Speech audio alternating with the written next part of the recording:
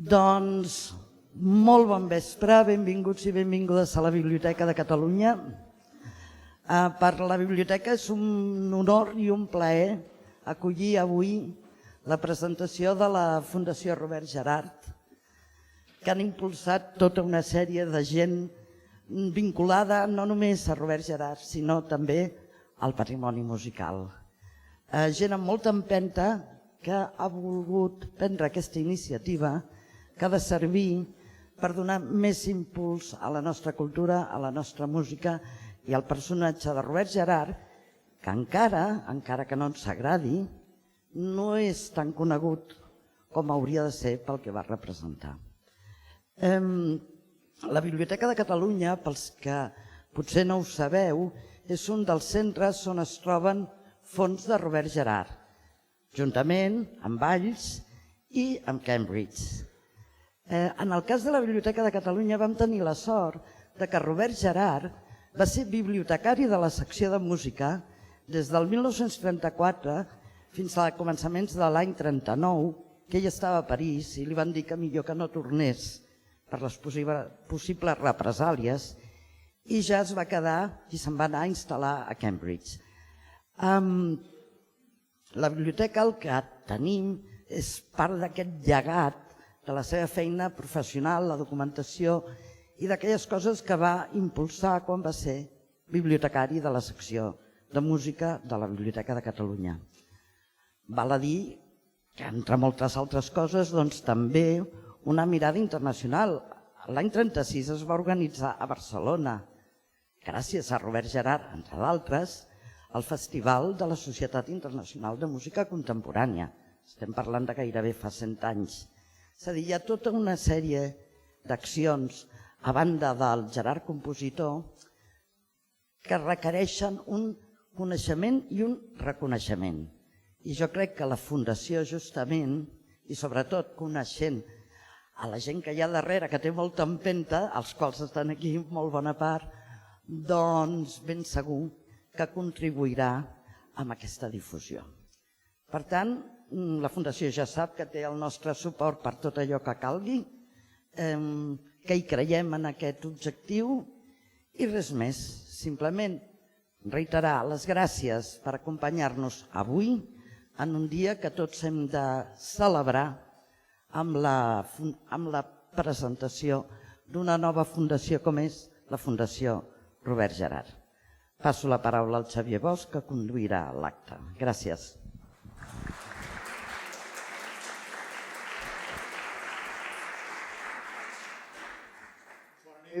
I benvinguts a un dels edificis més bonics que tenim a la ciutat i al país per aquest acte que ha de ser important i emocionant com és la presentació de la Fundació Robert Gerhard.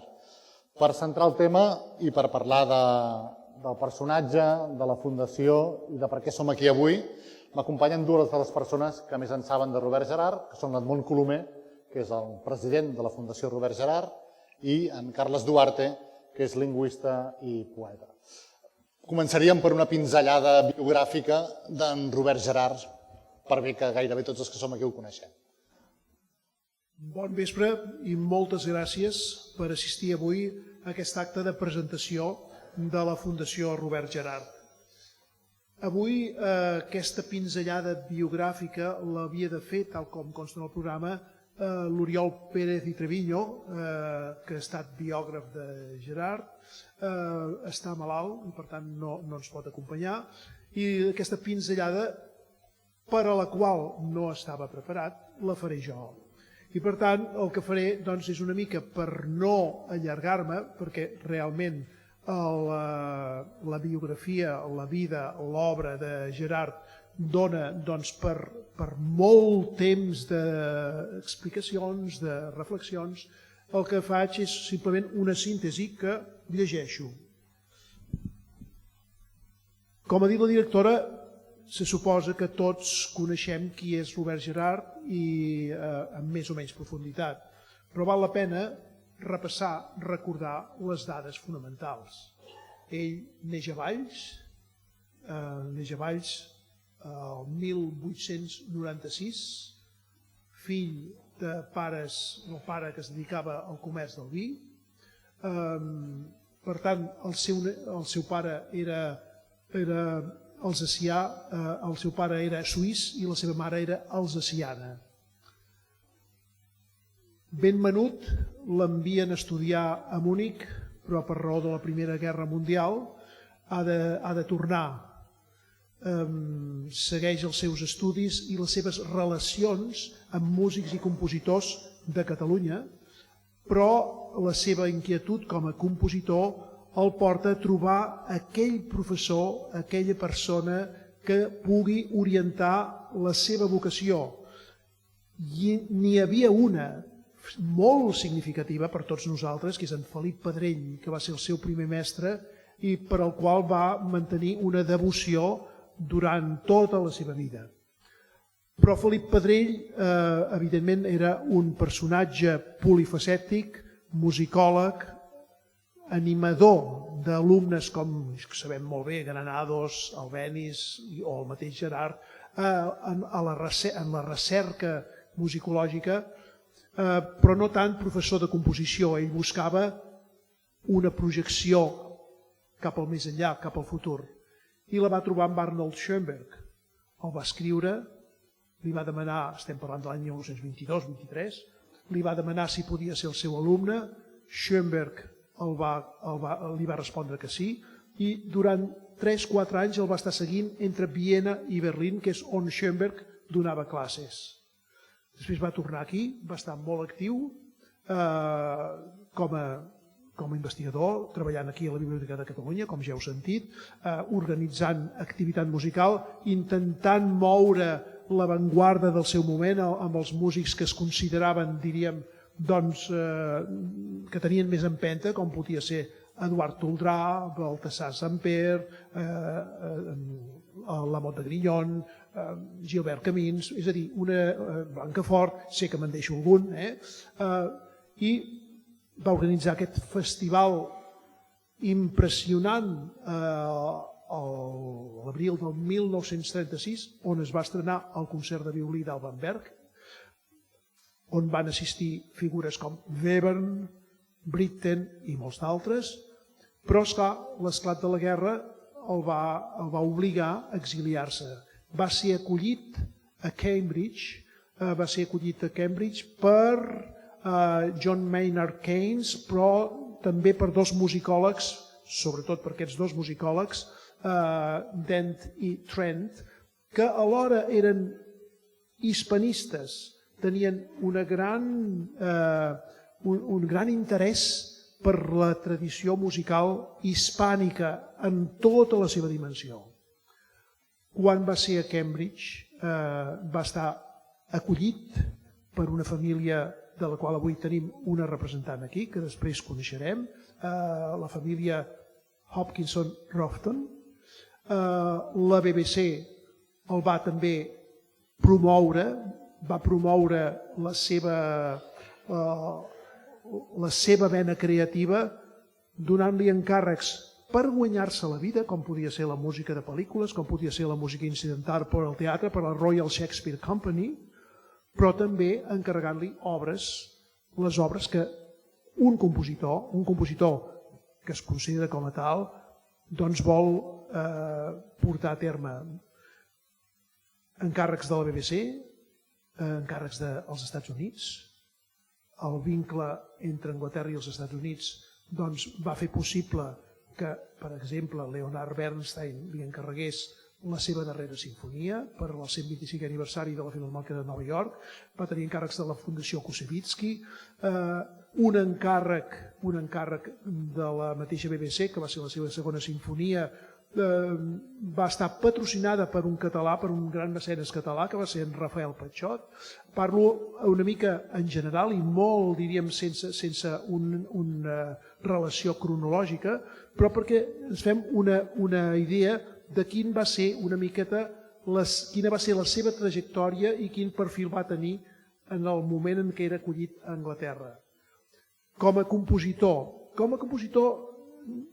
jo ara m'extendria molt.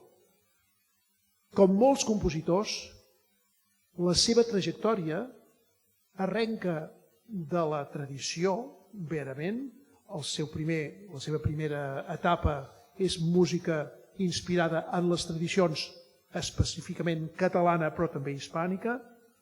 A poc el seu interès per la transformació del llenguatge que buscava i que rep de Schoenberg fa que a poc vagi evolucionant el seu llenguatge, una evolució que durarà tota la seva vida. Per tant, la sort que hagi viscut, ell havia nascut el 1996 i va néixer el 1970, la sort d'haver viscut les 3 últimes dècades de la seva vida a Anglaterra va fer possible aquest patrimoni que ens ha deixat d'obres que són referents en les avantguardes de la seva època, però també en la música europea de tots els temps, des del segle XX, per descomptat. No parlem, per tant, d'obres concretes, n'he esmentat alguna, sinó simplement jo deixaré aquí aquesta pinzellada biogràfica que estic segur que completarà molt bé en Carles Duarte i que, sobretot, la completarà la música que escoltarem.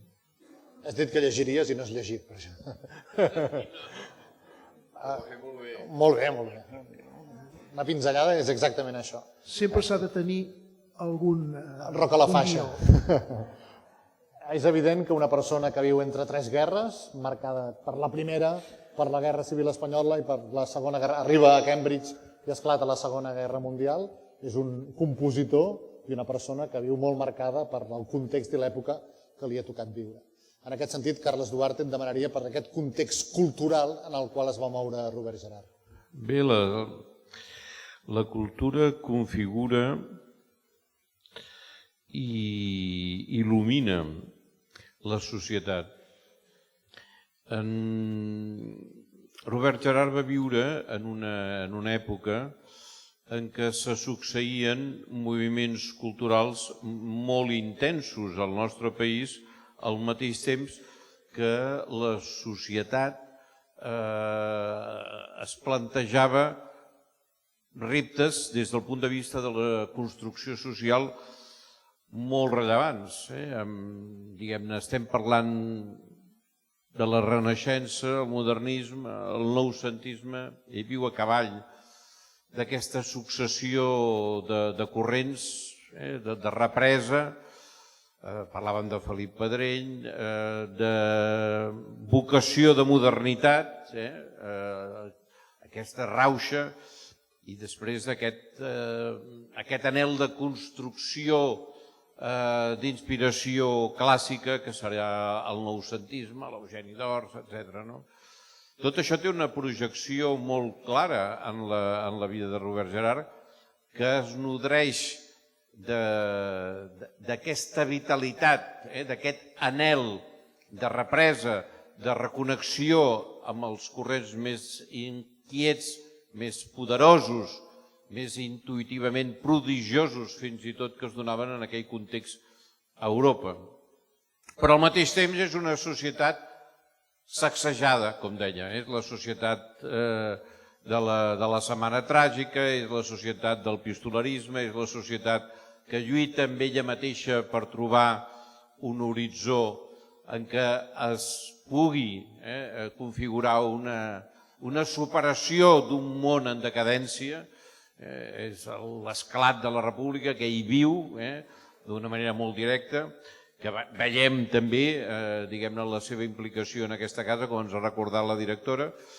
Per tant, diguem-ne, ell és fill d'aquest moment d'efervescència, és un moment brillant, és un moment d'interpel·lació, de pensaments que des d'Europa projecten qüestions de fons sobre la identitat i el pensament europeu. Penso en Walter Benjamin, per donar un nom, però podríem anar a altres vessants.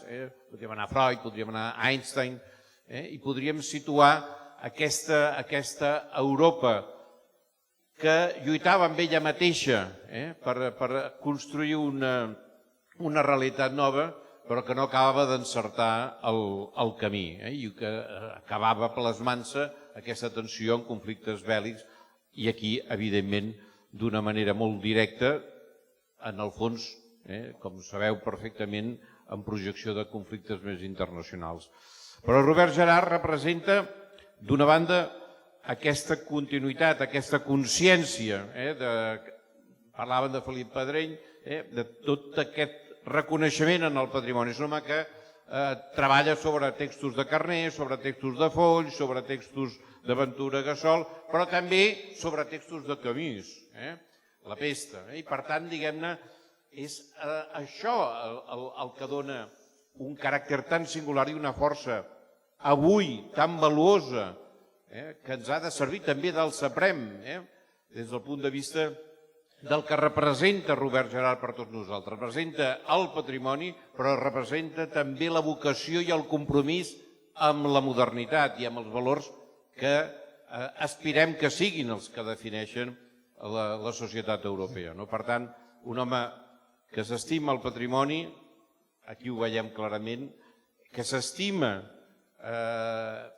aquest país on ha trobat un espai on desenvolupar la seva creativitat, però que al mateix temps necessita connectar-se íntimament amb el que s'esdevé de més avançat, de més poderós a Europa. Estem en un moment també en què coincideix amb l'orquestra de Pau Casals, i per tant, diguem-ne, és un moment en què musicalment el nostre país tenia una força i una capacitat de projecció i de presència que Robert Gerhard encarnava en aquell moment i que ens convida a encarnar avui. Diguem-ne, el nom de Robert Gerhard ens interpel·la avui pel que representa en aquest doble llenguatge d'arrel i de mirada enllà que ell encarnava d'una forma magistral. Gràcies, Carles. Situat el personatge, ara la gran pregunta. Quan sortim d'aquí, Edmond, què expliquem que és i de què ha de servir la Fundació Robert Gerhard?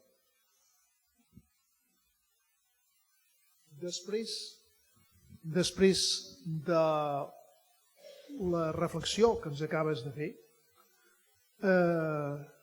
la justificació d'una fundació que porti el nom de Robert Gerhard és més que evident.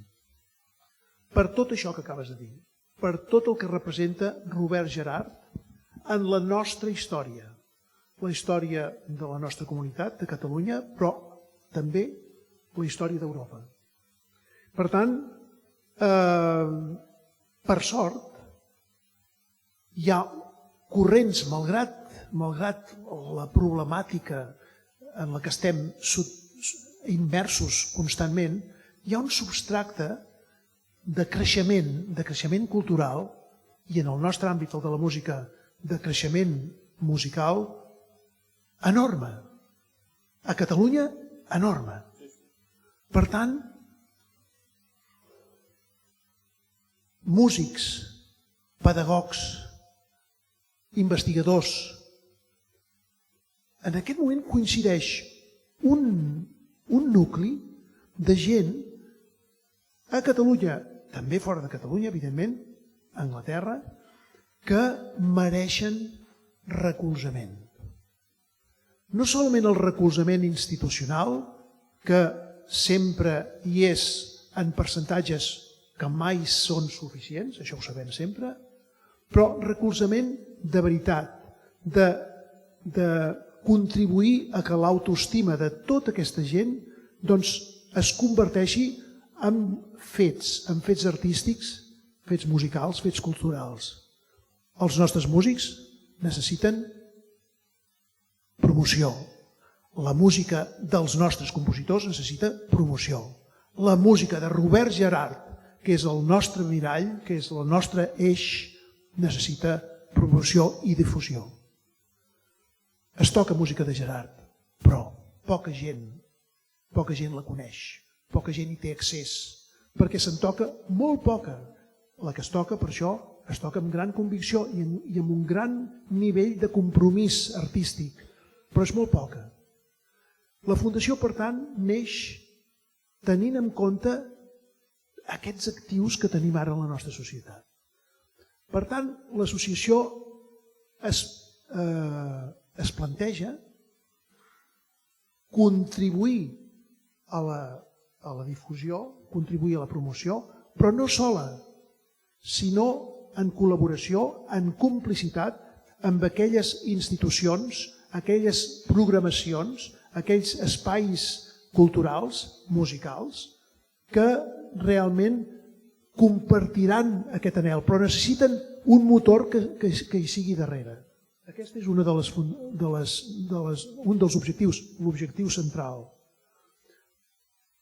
No solament els músics formats, és a dir, professionals, sinó l'àmbit acadèmic, fonamental, l'acadèmic musical a alt nivell, perquè a alt nivell Gerard encara no ha entrat, a nivell de coneixement en les capes mitjanes i a nivell de descoberta des de l'escola. Des de l'escola. Per tant, aquest és un altre objectiu. L'altre objectiu és la difusió a través de la partitura, de les publicacions, partitures, enregistraments, llibres. Hi ha alguna editorial, i alguna que avui ens acompanya en aquesta aventura, que estan compromesos amb aquesta tasca. Per tant, la Fundació en aquest moment obre molts fronts precisament per veure quins seran els fronts fonamentals on hi hem de posar tota l'energia. Ho resumeixo. La promoció i difusió de la música d'en Robert Gerhard i la música catalana, la promoció i difusió dins l'àmbit acadèmic i a través de les publicacions. Tot això té branques i ramificacions. Em deixaré aspectes que potser són crucials, potser sortiran després en alguna de les altres converses que tinguem. De fet, ja no en tindrem cap més, però com a intervencions. Només vull, a tall d'anècdota, només vull esmentar dos noms amb els quals Gerhard va estar molt, molt vinculat.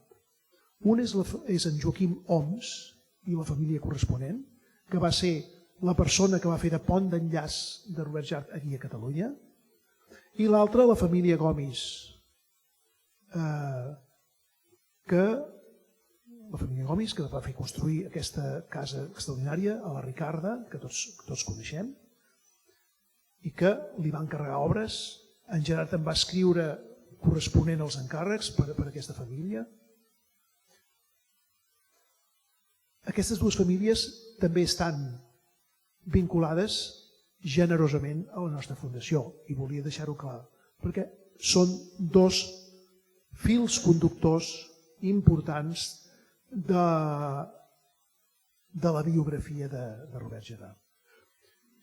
Em sembla que amb això faig una introducció que és molt, molt, molt general i la lletra menuda anirà apareixent avui mateix ja i al llarg dels anys que venen.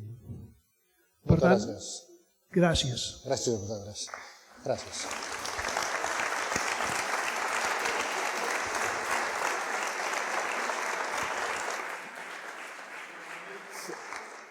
Durant la nit d'avui sentirem 5 peces musicals de Robert Gerhard que teniu escrites en el programa demà que heu trobat a la cadira, però sí que m'agradaria presentar-vos els artistes que sentirem i escoltarem i gaudirem aquesta nit.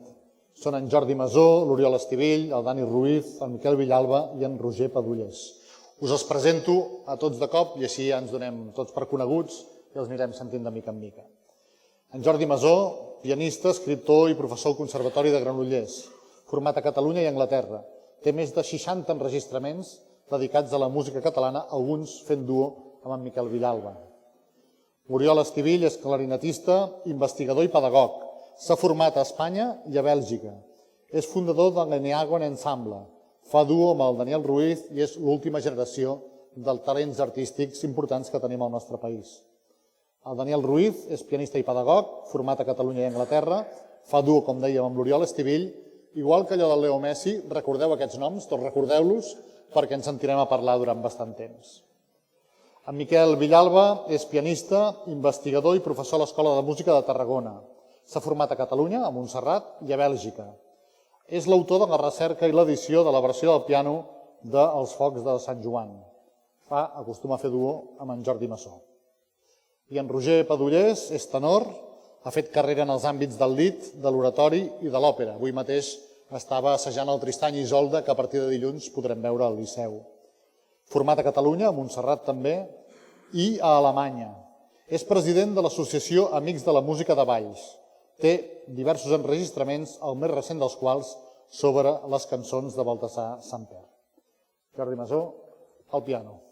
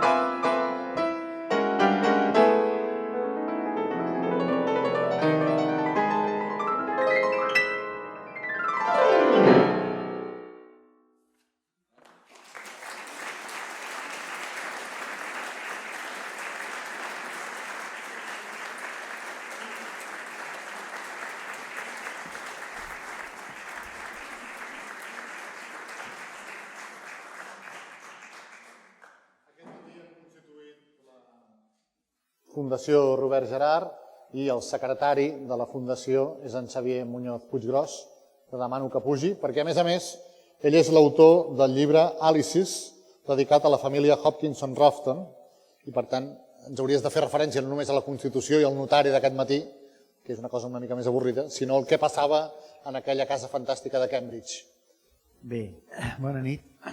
Bé, en primer lloc, felicitar-nos a tots plegats d'haver arribat fins al dia d'avui, que ha sigut un treball de mesos, o potser un any i mig, al qual Edmond Colomer, que ha sigut el líder d'aquest projecte, ens va reunir uns quants i ens vam trobar amb la idea de constituir aquesta fundació. No sabíem si arribaríem o no, perquè és una fundació una mica irregular en el sentit que no érem gent molt rica que destinàvem un patrimoni que ja teníem d'avançada en un projecte, sinó que érem gent pobra, amb idees i il·lusions, i per tant posàvem cada un que podia, i per tant ha sigut una feina que ha durat fins avui, que ha arribat l'última aportació, i finalment avui hem aconseguit els 30.000 euros necessaris per constituir la fundació, que és el que la llei exigeix. I per tant estem molt contents d'aquest esforç, que ha sigut un esforç col·lectiu, però que evidentment hi ha moltes idees i molts projectes, i entenem que tindrem suficientment finançament a través de projectes que ja hem anat treballant en el nostre pla de viabilitat, i això anirà bé. Avui hem constituït, per tant, davant del notari Lluís Jou, en persona sensible també a les qüestions culturals, i hem constituït la fundació amb 14 fundadors, ara no recordo si en 14 o 15, però bé, la cosa anava per aquí. Després els direm. Exacte. I bé, aquí és el tret de sortida. I després, pel que fa a la segona part del llibre de l'Alice, bé, jo he arribat a Gerard no a través de la música, sinó a través de la persona, d'en Gerard i sobretot de la seva mecenes, que va ser l'Alice Lawton, que era una metgessa de Cambridge, que era una persona extraordinària, que tenia una gran sensibilitat per totes les coses, per el que era la protecció del medi ambient, la protecció, l'ajut als refugiats, una psiquiatria més humanista perquè era psiquiatra, i era una persona absolutament i excepcionalment altruista, i va configurar a través de la seva casa de Cambridge tot un món d'ajuts i rebia tothom que anaven allà. Evidentment va aparèixer un dia un exiliat, el senyor Robert Gerhard, i ella també de seguida es va trobar a gust amb ell, sobretot també per la seva personalitat d'en Robert Gerhard i de l'Alice, que eren persones que tenien esperits bastant similars, en el sentit que eren persones que volien un món millor, que tenien interessos culturals, interessos per l'art, per la cultura en general, per la filosofia, i Gerhard té aquest aspecte humanista que en Carles Duarte ha explicat amb excel·lència, que de fet ens explica un personatge molt polifacètic que el fa molt atractiu i que ens va entusiasmar a molts conèixer-lo amb ell. En aquest sentit, ell era una persona que també voldria ressaltar un parell de característiques, que era una persona catalanista, malgrat que no va viure gaire a Catalunya, va viure gran part de la seva vida adulta i creativa fora de Catalunya, però que va sentir-se sempre com un català, però és un català que molts catalans ens agrada ser, que és un català obert al món, és un catalanisme progressista i europeista que té sensibilitat per tot el món avançat i de progrés i d'il·lusions i d'idees que ella assumia, i en aquest sentit sí que també podem relacionar-ho amb avui dia, també ho deia el Carles Duarte. Jo he pensat molt, no sé, que estaria molt trist del món que se'ns apropa, d'aquest món que estem vivint, de tensions, de guerres i d'imperialisme, i que d'alguna forma ell també em fa pensar en Robert Gerhard aquesta qüestió. Un altre element que també m'agradaria, una altra característica, és aquest tema que ja hem parlat de polifacètic cultural.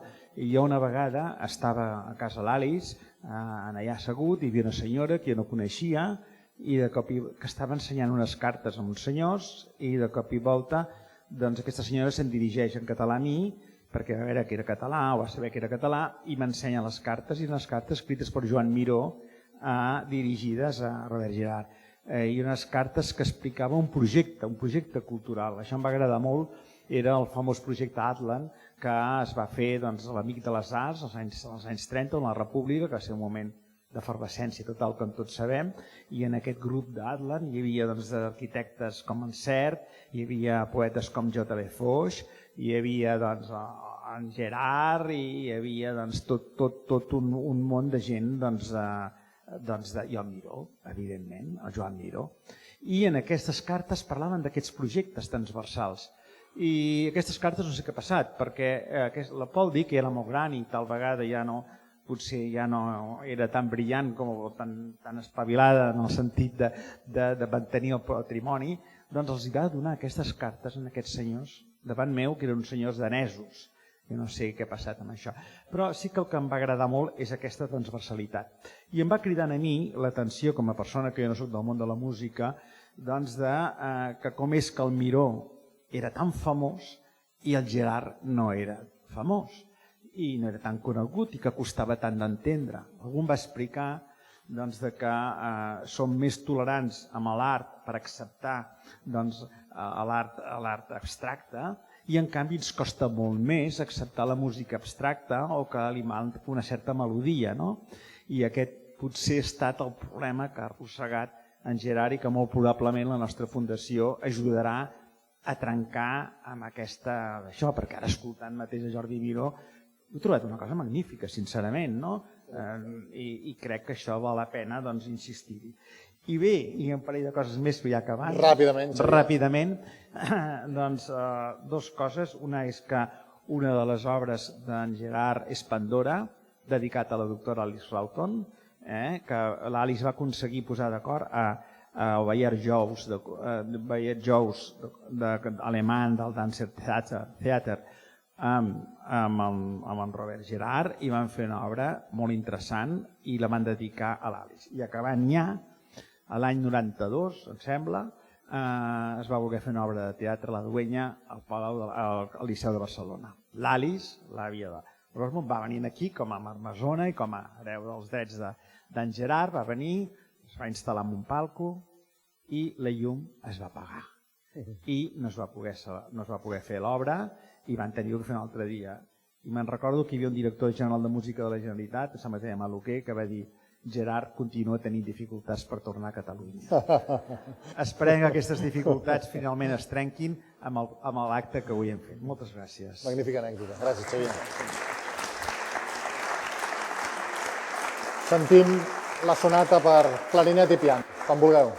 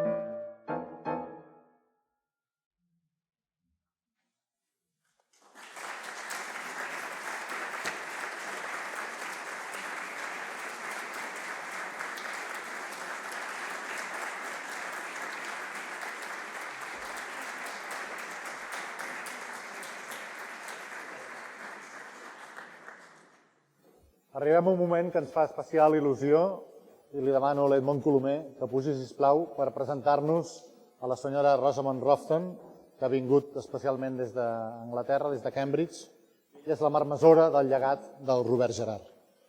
Tot vostre.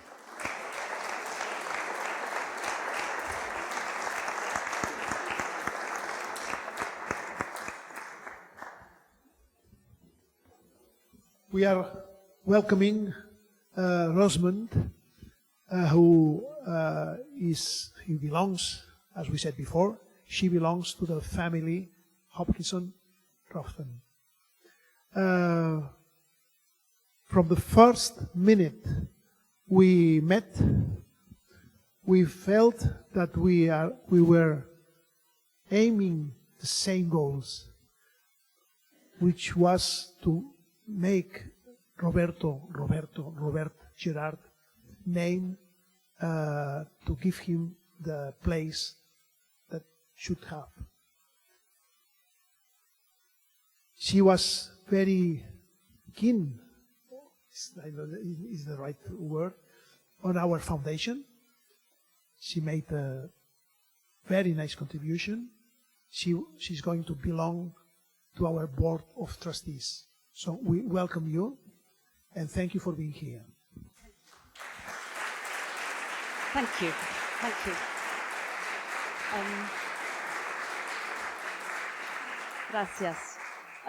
Good evening. Thank you, Edmund. So I'm Rosamond Rowton. Javier has talked about the friendship between Roberto and Alice Rowton, and I am her granddaughter. Forgive me that I speak in English and not Catalan. So I'm sorry. Next time, my Catalan will be improved. So I didn't know Roberto. I was too young when he died, but he was one of many people that were part of the community of my grandmother's.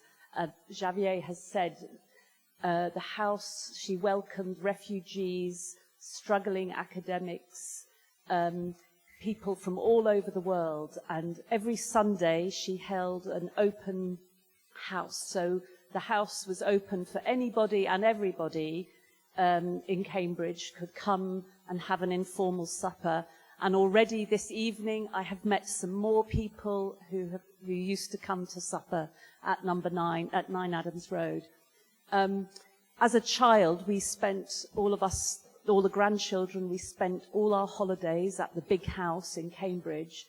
And so we had the opportunity to meet great musicians, academics, politicians, but also people struggling with mental illness, people who were destitute, people who needed a home in whatever sense that meant to them. It was an incredibly sort of exciting and felt a very sophisticated world to be part of. And I didn't realize how special it was until I became older and realized not everybody in the world lives in that kind of community. So Poldy, she was an absolute fixture, a main part of my childhood. I think after Roberto died, she used to come to our house a lot, and she was always sat at the big kitchen table, talking, telling stories from another era. But I like to think I do have a personal connection with Roberto. When Poldy died, the piano from their house, they lived close by in Cambridge, came to my aunt, and my aunt left it to me, and I have just had it restored. It is I'm not a professional musician, but I'm a very enthusiastic amateur pianist. And it is a beautiful rosewood Steinway. It's 1896, a Hamburg Steinway. It's absolutely gorgeous. And so it stands majestically in our house in Huddersfield, in England, where I live. When Poldy died, she left the rights to Roberto's music to my beloved aunt, Rosemary Summers. And Rosemary worked hard in England to promote his music. She visited us many times in Huddersfield, where we have the Huddersfield Contemporary Music Festival, and to promote his work. And when Rosemary died, my brother Julian and I are now the executors of her estate. So we were absolutely delighted when Edmund approached us through various people. He found us, and Edmund said, talk to us about the establishment of this foundation. And I would like to pay tribute to Edmund for your astonishing, optimistic, visionary, and persistent leadership to get to this place. So thank you. Thank you.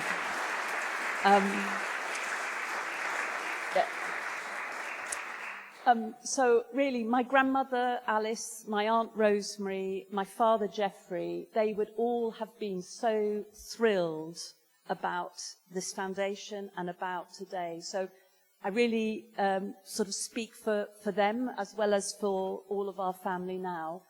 My grandmother believed in peace. She fought hard for peace all her life. And I think for me, shared culture, sharing culture, sharing music, that is what brings out the humanity in all of us. So for me, I am delighted on behalf of the Rowton family to support the foundation, to promote Roberto's music, but also I hope through our support that we promote and embody friendship between nations, amistad entre naciones. So, gracias.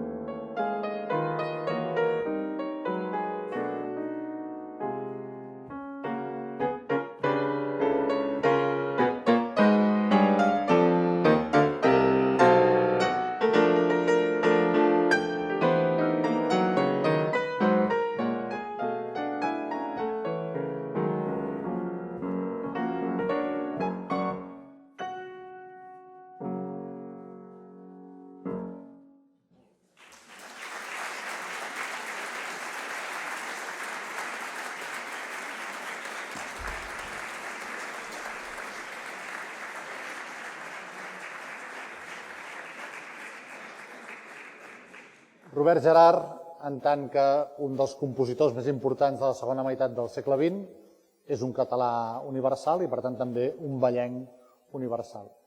Demanem a la il·lustríssima senyora Dolors Ferrer, alcaldessa de Valls, que ens parli d'aquest valor afegit que dona Robert Gerhard a la seva localitat. Gràcies. Bé, molt bon vespre a tots i a totes. Soy Edmond Colomer, president de la Fundació, ara sí que ja ho podem dir, patrons de la Fundació, autoritats, regidora de Cultura de l'Ajuntament de Valls, que també ens acompanya. I volia fer una salutació especial al vicepresident de l'Institut d'Estudis Vallencs, a la seva vicepresidenta, que avui ens acompanya, a la Junta Directiva, que avui també està aquí. Jo els he de dir que com a alcaldessa i com a vallenca, que és un honor poder compartir amb tots vostès aquest acte de presentació de la Fundació de Robert Gerhard.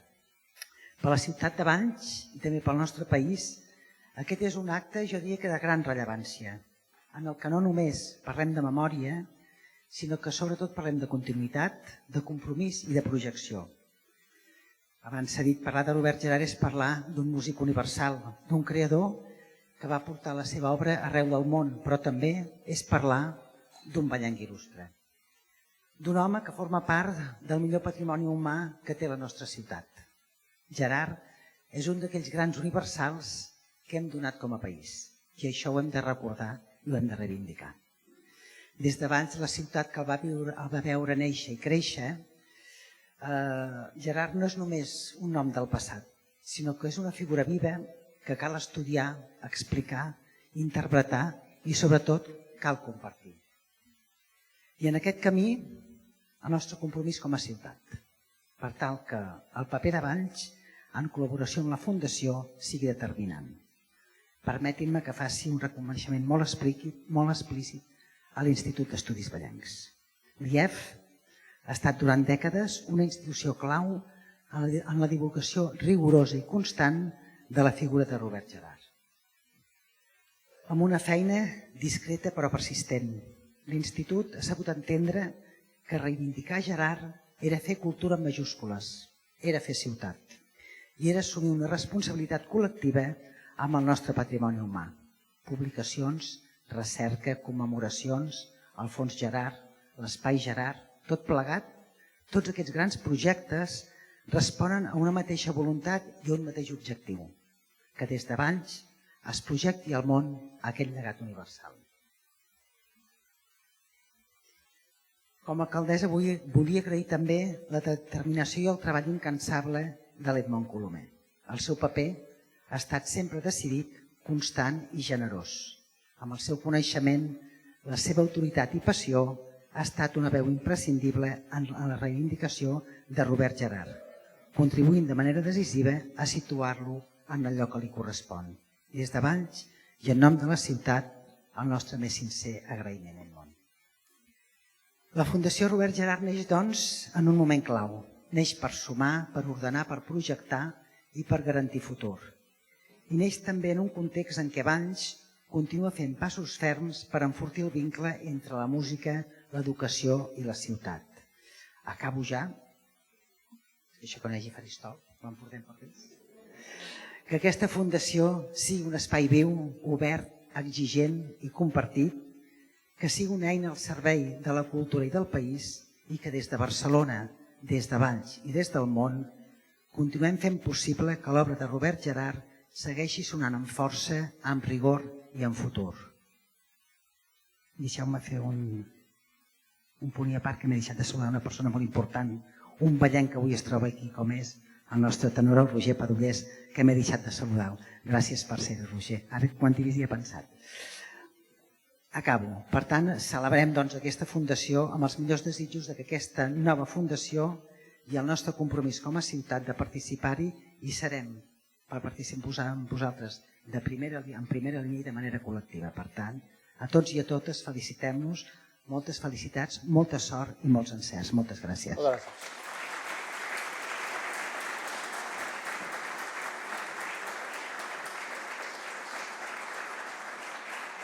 Sentim, doncs, Roger Padullés.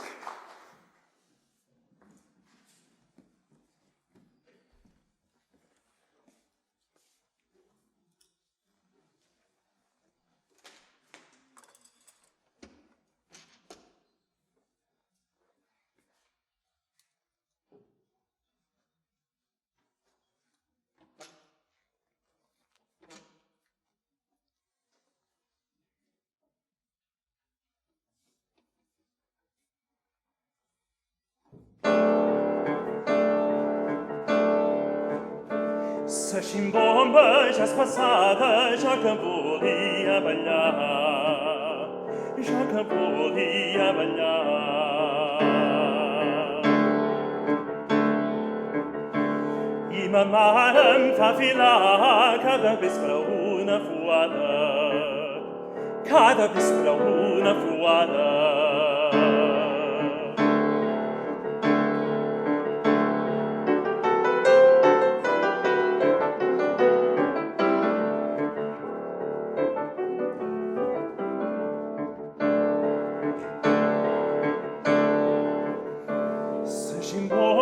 Ja no sona ni sonarà, ja no sona ni sonarà.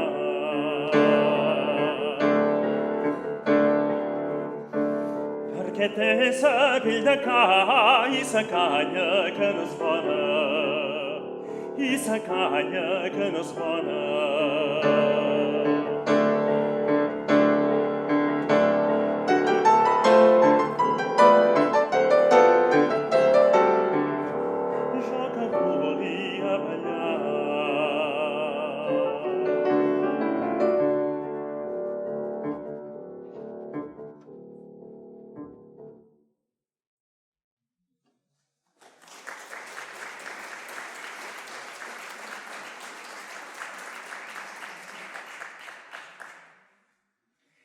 De casar-me mare ho havia pensat, m'és discorro ara treure-m'ho del cap, car totes les dones són plenes de verí, val més que no em casi, m'estic a fadrí, val més que no em casi, m'estic a tot sol, a l'estiu a l'ombra i a l'hivern al sol.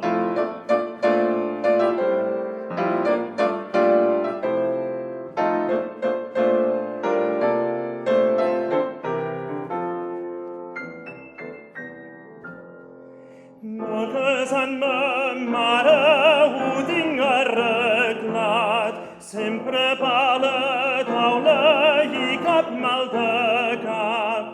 Fora, doncs, les dones i visca el bon vi, val més que no em casi, m'estic a fadrí, val més que no em casi, m'estic a tot sol, a l'estiu a l'ombra i a l'hivern al sol.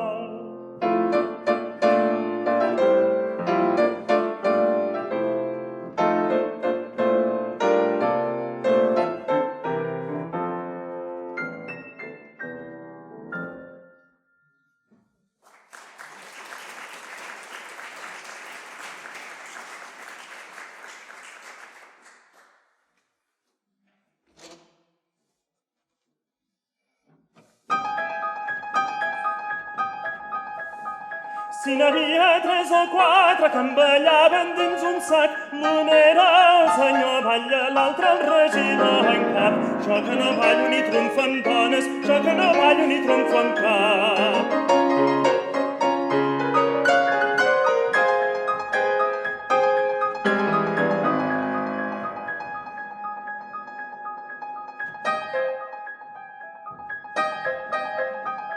També n'hi havia el nap que ballava més que cap, ja m'ha vingut el dimoni i se n'ha emportat el sac. Jo que no ballo ni tromfo amb dones, jo que no ballo ni tromfo amb cap.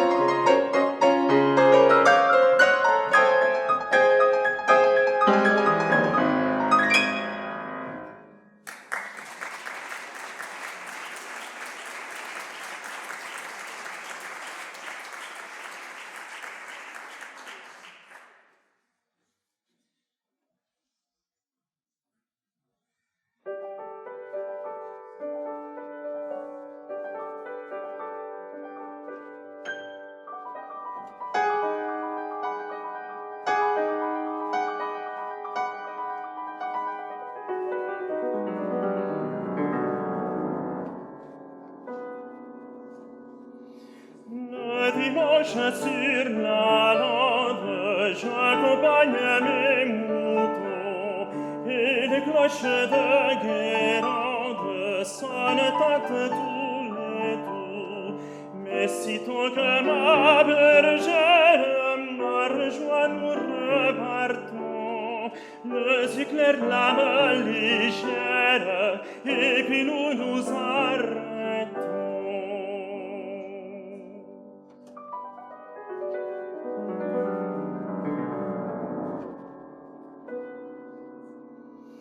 Dans la courtile de ma mère, j'ai pilé les gros pommiers. La photo semble très claire, j'en conviens tout le premier. Mais si c'est pour Yolande et pour ce que coutumier, la faute n'est pas si grande qu'on ne puisse l'oublier.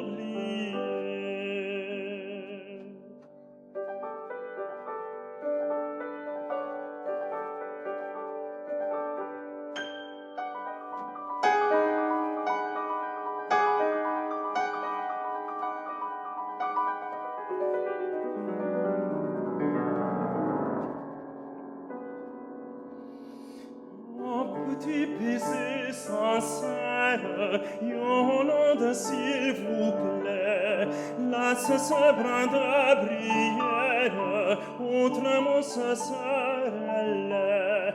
Cela n'en fait pas la peine, si ne c'est pas pour de vrai, qu'est-ce qu'on peut c'est pour semaine, surtout qu'on le pourrait.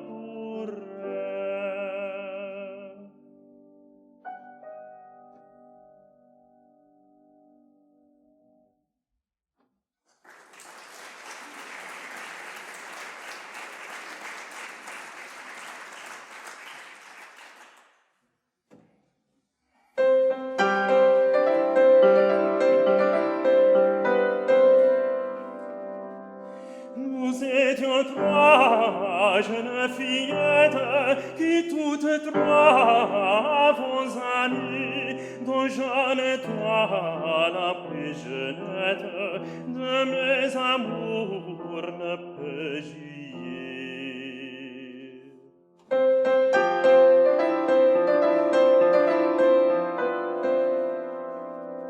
Je m'en allois aux poissonnettes, et si l'on savoir le chemin, tout le chercher qu'à les trouver, des sols à n'aube pas fleurir.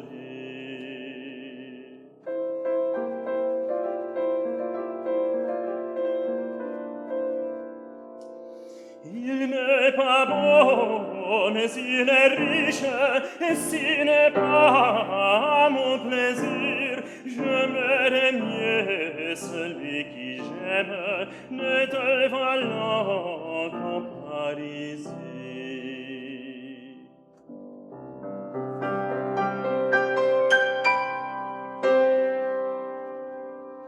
Si tu le prends et qu'il soit riche, il te le conviendra servir et te dira, méchante femme, tu n'as vois rien quand je t'ai pris.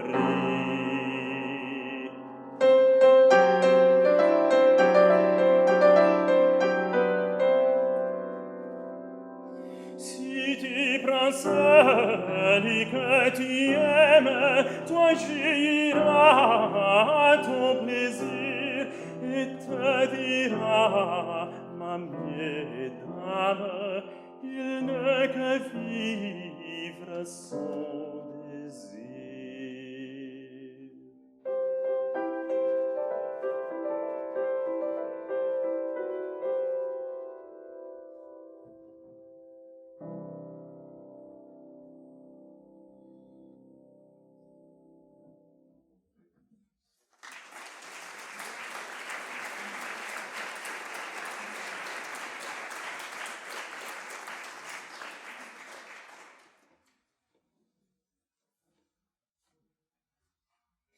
C'est à l'Etterbach où l'on danse sans cesse qu'il faut le dimanche nous voir.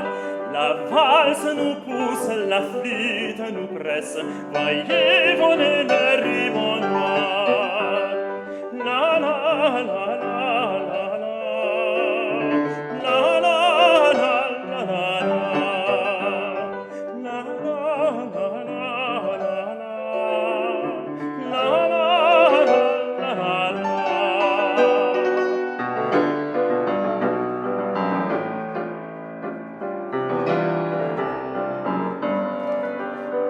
C'est à l'Etterbach où l'on danse sans cesse que mon frisonnier s'est perdu.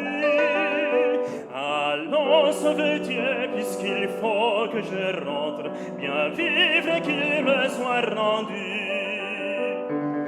La la la la la la, la la la la la la, la la la la la la, la la la la la.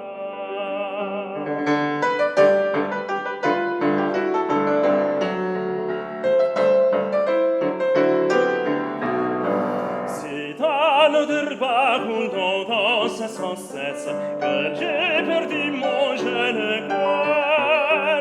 J'y viens retourner, maison belle mariée, je montrerai qui a mon cœur. La la la la la la, la la la la la la, la la la la la, la la la la la la.